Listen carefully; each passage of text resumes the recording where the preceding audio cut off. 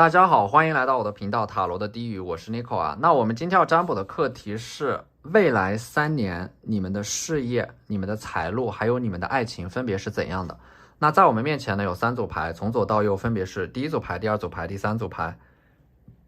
大家可以根据自己的直觉选择和你们连接最紧密的一组牌，稍后的话我会做出一个解读。那么大家在选牌的过程当中呢，可以在弹幕上打出领取好运来领取你们的专属好运。好，那我们现在可以开始选牌了。大家好，欢迎来到第1组牌啊。首先第1组牌的第1张牌权杖7啊，你们在3年之后的话呢，会站在一个事业的顶点啊。这张牌呢，它给我一种呼风唤雨的感觉，就是你们可能会阴差阳错的来到一个很高的位置上，站在一个别人可望而不可及的高度啊。这张牌呢，它其实也是一枚硬币的2面啊，就是你们所处的这个位置很高，但是也会有一点高处不胜寒，没有人能够理解你们。所以说你们对于就是说抽到这组牌的你们，对于事业的追求可能是会有一点点极端的。你们现在正在寻求事业的突破口，你们会迈过一个坎，很可能在这3年当中，你们会抓住一个行业发展的风口啊，你们的命脉就在这个风口上。也就是说，未来的3年之后，你们会去到那个位置上。其实跟你们的能力没有太大的关系啊，它更多的就是一个世界发展的大趋势把你们推向那里的。所以说在未来的3年当中呢，你们可能会有一个行业的转变啊，并且呢，你们有这种跨界的能力啊，可能会同时去做2件事情，可能会进入到一个很小众的领域啊，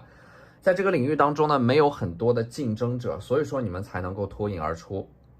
那我们抽到的这张权杖女皇呢，就是说你们会从一片火海当中杀出来啊！你们的这种跨界的能力，会让你们从一个竞争的红海进入到一个蓝海当中。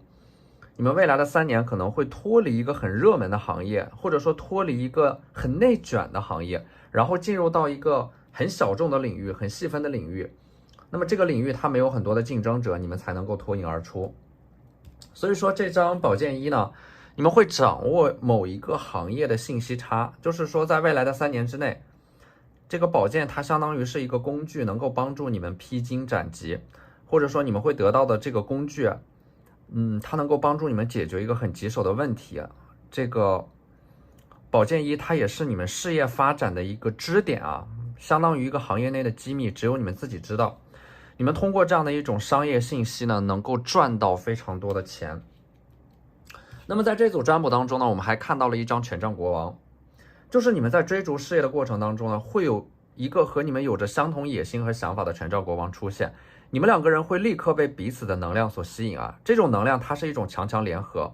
而且呢，这种感情它是势均力敌的，双方互相主导着往前走。然后你们2个人都是在追逐自己事业的过程当中遇到彼此的，中间可能会有一些波折，就是你们2个人可能都是比较强势的，在互相主导的过程当中可能会有一些摩擦。前期会有很多的磨合，但是你们2个人就属于那种吵架归吵架，但是不会影响到你们的感情啊，任何的矛盾都不会过夜啊，彼此充分信任啊，就是说你们2个人不仅仅是爱人，还是事业上的合作伙伴，2个人都是性情中人啊，想爱就爱，想恨就恨，什么事情都不会憋着，难过就说出来，高兴的事情也会和彼此分享，就是你们2个人的这种能量和频率是出奇的一致的。在这个人的帮助下呢，你们会成为这个宝剑侍卫。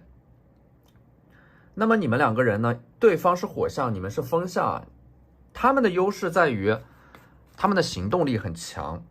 善于执行，而你们呢更善于去思考、统筹、规划。你们2个人的合作呢，就像是你们负责做选择，而对方负责执行你们的这个选择，两者是相辅相成的。你们有着清晰的思考和决策方式，而对方呢，他有着这种创业者的热情，能够执行你们的决策。而且呢，这张宝剑侍卫给我的感觉就是你们很独立，但是又不会拒人于千里之外啊，依而不附，柔而不弱，爱而不直，自主且不自我啊。这个宝剑侍卫呢，就是说这种能量呢，它是特别干净的啊，赤诚又清醒。你们要带着这种能量走下去，然后就是这张权杖3，你们可能会在你们的身边人、家人的注视下，背井离乡，去到一个新的环境当中去奋斗，去开启新的人生篇章。接下来的3年之内呢，你们会有一个离别，但是这个离别你们很清楚啊，它是为了更好的开启一个人生的新的篇章。而且呢，这张圣杯9啊，未来的3年之内，你们可能会有很多的社交，而且这种社交呢，它是有目的的社交啊，它更像是一种应酬。你们在扩展自己的事业版图的前期，会有大量的应酬和社交，会见各种各样不同的人。这张牌给我一种觥筹交错的感觉。而且呢，在这种社交当中啊，你们可能也是通过一个社交场合认识到的这个权杖国王。那么我们抽到的这张太阳牌呢，就是说在接下来的3年啊，你们会高歌猛进。太阳牌给我一种很强烈的往前冲的这种能量啊，整个人的心态会很积极、很乐观啊，去选择你们喜欢的事情，并且在你们选择自己喜欢做的事情的过程当中，就会遇到你们喜欢的人。所以说，接下来的3年，你们会主动的去选择一种滚烫的人生啊，但是你们不会去后悔，因为接下来的3年是奋斗的3年啊，接下来的3年是你们一生当中的精华，并且呢，这张权杖八。权杖八代表的是在你们事业发展的第1年，可能会有一个高人给你们指路啊，这个人可能会和你们就是萍水相逢的关系，但是他几句话就能够点拨到你们，帮助你们解决在一个事业发展上面很大的困惑啊、瓶颈和挑战。而且呢，这张圣杯一啊，它类似于一个进攻的号角，就是说接下来的3年，因为它是收获的3年，你们之前蛰伏积累的这种能量呢，会在未来的3年之内得到爆发啊！你们要做的就是维持这样的一种趋势，尽量让你们的这种事业的巅峰期持续的更久一些啊！因为人生它都是有起有落的，你们要在高潮的时候啊，尽情的去享受成功，但是要在低潮的时候学会去享受生活。有的时候，如果你们感觉运势不在你们这边呢，就把自己蛰伏起来啊，伺机而动。但是不要认为你们的人生就会一直颓废下去啊！运势在运行到低位之后，必然会有一个触底反弹。因为事情的发展往往是好消息会跟在一个坏消息后面，所以说如果你们感觉自己的人生好像是一个接着一个的坏消息啊，那后面一定会有一个大大的好消息能够把你们拉起来。那么这张战车牌呢，你们会完成那些看似无法完成的目标啊，这张战车它是智慧与勇气并存的象征啊。权杖一的话呢，它是一个十字架，就是它很像是你们之前是被绑在这个十字架上的，接下来的3年其实你们整个的这个事业发展啊，概括的话就是你们会从一个环境当中解脱出来，或者从一个行业啊领域当中，之前你们一直是被困住的，又没有一个好的契机，就是说未来的3年会有这样的一个机会，能够让你们完成这种跨界和转行。而且这组牌的话，你们创业的能量会很强啊，就是这种创业的话，它是需要一个过渡的，你们的创业可能是刚开始从副业开始，然后慢慢的过渡到自由职业，再过渡到创业啊，在3年之内我就会看到你们会完成这样的一种转变。最后呢，真正意义上的实现一种自由吧，就是把命运牢牢的掌控在你们自己的手中。好，那这就是我们这期视频的全部内容了，非常感谢大家的收看。如果你觉得我的视频对你们有帮助的话，可以在我的视频下方留言点赞，或者你们的支持就是我最大的动力。那我们下期视频再见，拜拜。大家好，欢迎来到第2组牌啊。那么第2组牌的话，你们未来3年的际遇呢，它就像是一个迷宫一样，就是说你们接下来3年的发展，它不是线性的，而是有多种的可能性，会遇到很多的选择，会有很多的人登场。而且呢，接下来的3年啊，你们要做好的一个打算就是不要一条道走到黑，因为接下来的3年呢，你们可能会尝试很多的方向，会不断的试错，你们职业发展的方向需要你们去随机应变，灵活一点啊。不要钻牛角尖，也不要在一个方向死磕，你们要根据整个大环境的形势去做出一些调整和改变。那我们抽到的这张放大镜呢，代表的就是接下来你们3年的这样的一个财运啊，财路呢是需要你们用放大镜才能够观察得到的，就是说财路就在你们每天的工作和生活当中啊。可能说你们现在的手上就有一些可以变现的资源，但是因为你们太清高了，看着别人赚钱，但是你们又没有办法说服自己啊。所以说接下来3年的财运呢，其实更多的是你们愿意改变自己的心态，愿意弯下腰去捡钱。这些钱它也不是说谁都能捡到的，因为你们有着非常强的这种观察能力啊，你们能够看到事物发展的本质。正是因为你们能够看到别人所看不到的一些财路啊，所以说这些钱只能由你们来捡。但是你们要说服自己啊，在金钱上不要那么清高，有的时候呢，姿态低一点反而能够让你们赚到更多的钱。而且钱这个东西呢，你们必须有经济基础才能够决定上层建筑啊。所以说这张星币女皇呢，在接下来的3年，你们手上的星币意味的是你们可能在金钱的这个课题上面会更上一层楼，你们手上拥有更多的可支配的这种资源，还有金钱都会大大的增加。星币女皇它给我一种富足感，而且呢，你们是会从低位爬到高位的，从无到有，从一无所有到应有尽有。这个过程呢，就说明你们这3年会发生非常非常多的事情，而且呢，你们是从一个可能说很恶劣的、很混乱的、很混沌的环境里边去实现自己的价值，就是有一种从泥土里边绽放自己耀眼光芒的这种感觉。你们一开始呢，你们的起点不是很高啊，在一个恶劣的环境当中，但是却依然能够找到自己的生存之道。这个权杖一呢，就是未来的3年啊，你们的这个事业财富的这个巨大的发展，也是得益于你们会抓住这个机会。权杖上面有一条蛇，代表的是这个机会它是收益与风险并存，就是你们会通过某种方式把这个风险规避掉，然后呢，你们却能够保证这个机会能够给你们带来收益，通过这样的方式来实现阶级的跃迁。那么这张宝剑五呢，在接下来的3年当中啊，你们最重要的一件事情就是韬光养晦，积攒足够的能力和实力之后啊，彻底的离开一个鸡飞狗跳的环境，从纷争当中解脱出来啊。当然，这种纷争呢，有可能是这种商业合作的关系，或者说一个分分合合的感情，或者说修正一个错误的事业发展的方向，离开一个逐渐腐败的环境。那么，你们的这种不认命呢，你们会依靠自己的力量啊，从泥潭当中爬出来啊。那么这张圣杯王后呢，你们在情绪、思维还有思想上，其实是有着过人的天赋的。圣杯王后代表的是你们自身拥有极强的创造力啊，你们未来的工作可能是需要你们从顶端去设计、去规划，而且你们未来从事的这个工作和事业，会需要你们去不断的创新啊，创造某种新的东西，然后这个作品会打上你们自己的标签。这组牌呢，你们的事业发展啊，你们会开辟出属于自己的一条独一无二的道路，而不是去跟随别人。你们可能会创造出一个只属于你们自己的身份和本质，然后去体验它。你们通过自己给自己的这个身份，赋予一个意义啊，来实现这种自我价值啊。所以说权杖10这张牌，就是说你们在未来的3年之内会有一个顿悟。这种顿悟呢，可能是在事业和感情上面，你们突然想明白了一些事情啊，突然的看开，然后不再纠结和执着那些曾经日思夜想的人和始终没有问题的答案，没有答案的问题，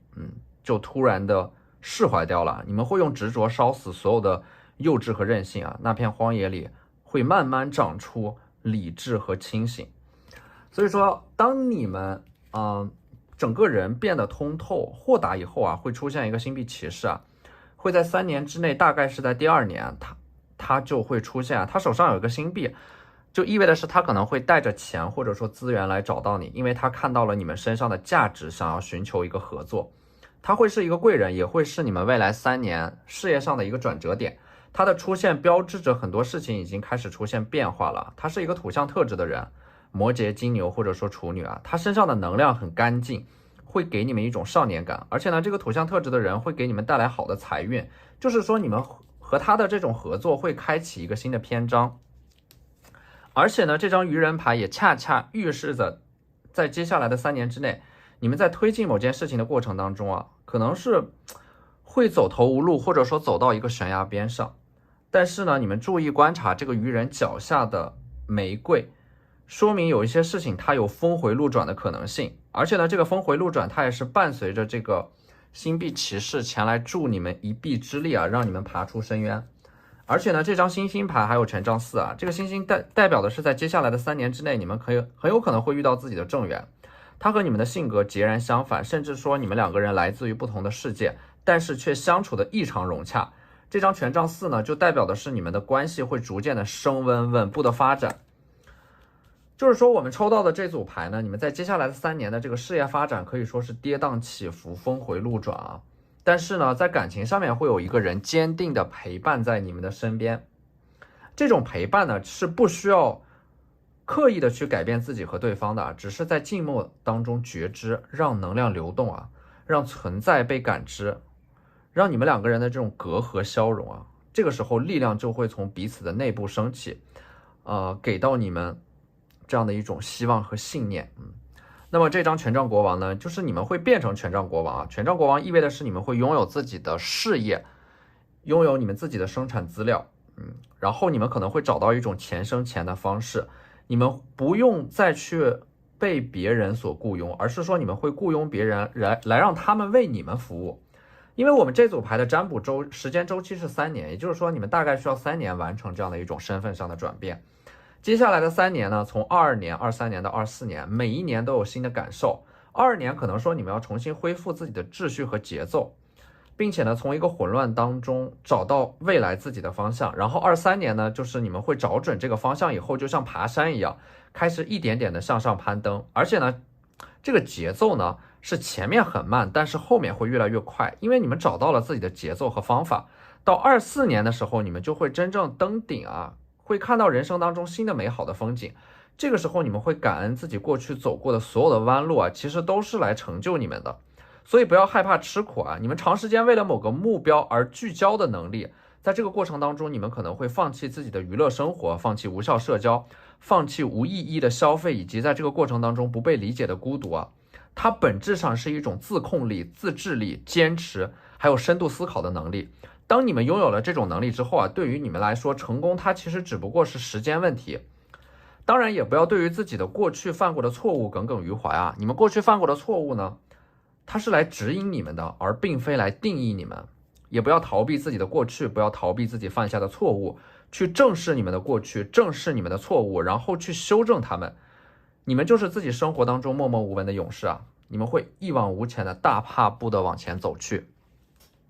好，那这就是我们这期视频的全部内容了，非常感谢大家的收看啊！如果你觉得我的视频对你们有帮助的话，可以在我的视频下方留言点赞，或者你们的支持就是我最大的动力。那我们下期视频再见，拜拜。大家好，欢迎来到第3组牌啊。首先呢，关于你们未来的发展啊，首先我们抽到的这张星币4啊，这张牌呢，它给我一种怎么说呢？书中自有颜如玉，书中自有黄金屋的感觉。就是说，接下来3年呢，你们的工作事业，或者说你们意外发现的财路呢，都是从书本当中得到的。可能说你们在接下来的3年会考取一个很重要的证书或者说学位啊，然后你们会把书本当中学到的东西去应用到实践里边，然后实践加理论会产生巨大的能量，就是你们从书本当中汲取的东西会拓宽你们对于这个世界的认知，而你们对于这个世界的认知最终又会沉淀转化为你们对于自己的认知。所以说阅读是在接下来的3年当中啊，它会扮演一个很重要的角色，它是你们人生很重要的环节。其实读书和旅行很相似啊，两者都追求独处。读书是一个人踏上的旅程，而旅行则是独自开始的阅读啊。所以说在接下来的3年，你们要做的事情就是读万卷书，行万里路啊，它就是你们的一个主旋律。第2张牌呢是宝剑2，宝剑2的话，你们可能会蒙着眼睛做出一个选择，这个选择呢，它不是权衡利弊做出的，就是你们跟随着自己的心走，你们下意识看起来可能会有一点盲目的一意孤行的做出一个选择，但是呢，这其实就是你们人生的一个转折点。接下来的3年，你们做出了那个选择呢，这个选择其实它是没有一个正确的答案，又或者说没有一个标准答案的。人生和考试不一样啊，考试只有一个正确的答案，但是人生不一样，人生有很多正确的答案。读大学是正确答案，不读大学也是正确答案。热衷于运动是正确答案，不热衷于运动也是正确答案。谈恋爱是正确答案，不谈恋爱也是正确答案。所以说，不要以别人的人生作为参考，你们走过的每一步路，你们做的每一个选择，它都是正确的答案啊！永远不要否定自己的可能性。恰恰是你们能够追随自己内心当中的声音做出的那个选择，反而是更符合你们自身情况的。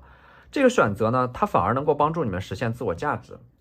所以说我们抽到的第3张牌 Knight of Cups 啊，圣杯骑士啊，就这组牌，你们一部分人的工作可能是演奏一个高难度的乐器，或者说你们工作呢会涉及到非常精妙的高难度的演奏。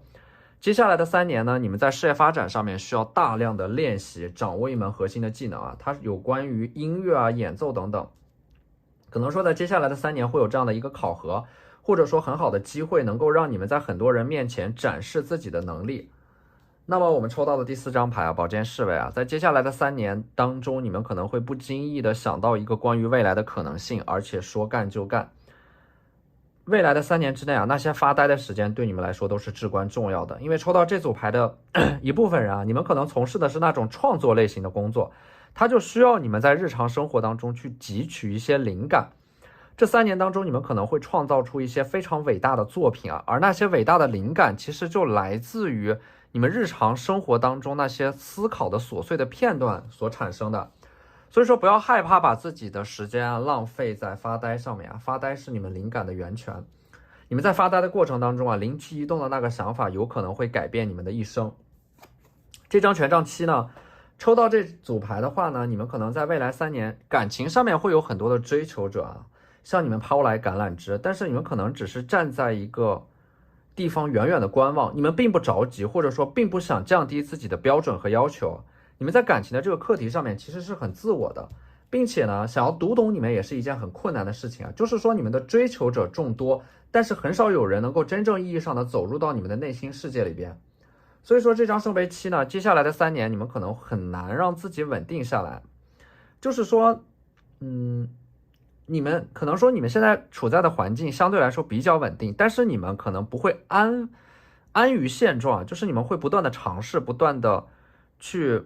冒险啊，去折腾，然后会把你们内心当中的那些想法一一的显化出来。你们的爱好涉猎非常广泛，只要是你们感兴趣的事情都会尝试，犯过很多错，吃过很多亏，走过很多弯路。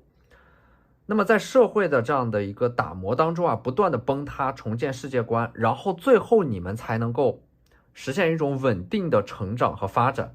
所以说在接下来的3年啊，在事业上面你们一定不要害怕试错啊，对待生命我们尽管可以大胆一点，因为我们最终都会失去它。所以说在接下来的3年啊，你们的那些看似毫无意义的尝试能够给你们带来一个发展的契机，就是你们可能会在一个很小众的领域啊，掌握一些别人所不知道的非常关键的财路啊。这张权杖一就是说，你们可能会把自己的某种优势和你们意外发现的某个商机结合起来，然后触类旁通。接下来的3年的第2年或者说第3年，你们就会实现，就是抓住某个行业发展的风口啊，实现这种财富的阶级的跨越。这张权杖一呢，给我的感觉就是你们找到了一个事业发展的支点，并且通过这个支点快速的放大你们的优势。就是说人生就是这样很戏剧性的啊，你们之前做的那些看似毫无意义的尝试，其实是在帮助你们一点点的靠近那个正确的方向。而这个星币七呢，就是未来的3年，你们的穿衣风格可能是那种很温柔、很优雅的，给人一种很富贵的感觉啊。这张星币七就代表的是未来3年，你们手上可以支配的金钱，能够让你们随心所欲的去做一些自己喜欢的事情。而且呢，这张星币七给我一种岁月静好的感觉，就是你们在未来的3年可能会实现一个身份上的转变。你们不需要为了钱每天早出晚归的工作啊，你们可能会通过投资、创业积累一大笔财富，然后用钱来生钱，让钱来为自己创造财富啊。而且呢，你们会好好的置办自己啊，一改往日的形象。就是这个转变呢，类似于是从朴实无华转变为珠光宝气的感觉。而且呢，我们抽到的这张牌啊 ，Eight of Cups、Eight of Pentacles， 星币8，你们接下来的这样的一个事业呢，它会涉及到很多琐碎的事情啊，很多的细节需要你们去关注和处理。而且呢，这张牌它也是在告诉你们啊，千万不要掉入那种完美主义的陷阱里边，就是因为抠细节而忽略了整个全局的规划。接下来的3年，你们的事业如果想要得到一个大跨步的发展啊，你们要从全局开始谋划，不要纠结于1-2个小的细节，你们要把自己的眼光放得长远一点，因为你们是那种很容易钻到牛角尖里边就出不来的人，可能会让你们错过一些很重要的发展机会啊，因小失大，丢了西瓜捡芝麻。当然呢，在爱情的这个课题上面呢，这组牌我看到了2个人啊，第一个是星币国王，还有一个是权杖骑士。星币国王呢，他会给你们很多的钱和资源，很慷慨，很大方。这星币国王他手上有很多的资源啊，能够和你形成一种资源的整合和交换。2个人可能在利益上、事业上也是合作伙伴啊。土象特质的能量很强，能够给你们一个未来，而且这种未来它是那种能够看得见、摸得着的未来。你们2个人的相处模式呢，类似于是商业上的合作伙伴，又是惺惺相惜的这样的一种恋人啊。如果说你们选择和这个人去谈恋爱的话，你们有能力，但是没有资源，他会把资源给到你们，分享给你们，他就相当于是你们的天使投资人，让你们去成就自己的事业和梦想啊。他是一个类似于站在你们身后的男人。而这张权杖骑士呢，他更多的像是一个创业者。和这个星币国王相比呢，权杖骑士他可能还在这个事业发展的初期，你们遇到他，你们和他的这种相处模式更像是一起成长，一起奋斗。你们两个人是先产生了感情，然后再去努力的得到你们想要的面包。这个人可能会跋山涉水来找到你们啊，一开始你们是异地的状态啊，他的这种真诚和热情也会打动你们。所以说我们看到的这两个人，一个是土象的，一个是火象的啊。土象的这个人他会比较有钱，有很扎实的物质基础，整个人会比较传统啊，但是在感情上面特别的专一。而这个火象特质的人呢，他很有热情，很有感染力，很有人格魅力。他们和你们在一起，你们能够得到很多的情绪价值。但是你们两个人就是说可能物质上面没有那么富足，但是你们可以一起去创造那些物质，两个人会回到一种非常简单的状态，得到那些很纯粹的快乐。而这张力量牌呢，就是说代表的是这两个人都很不错，关键是你们想要哪种人，你们想要找一个能够和你们互补的人，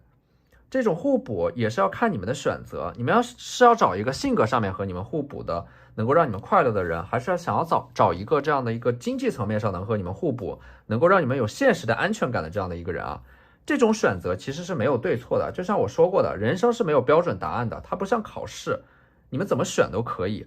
但是在爱情这个课题上面呢，其实你们也不需要着急啊，因为对的人他迟早都会出现。你先看你的书，我先看我的电影，迟早有一天你们两个人会一起看同一本书，同一部电影。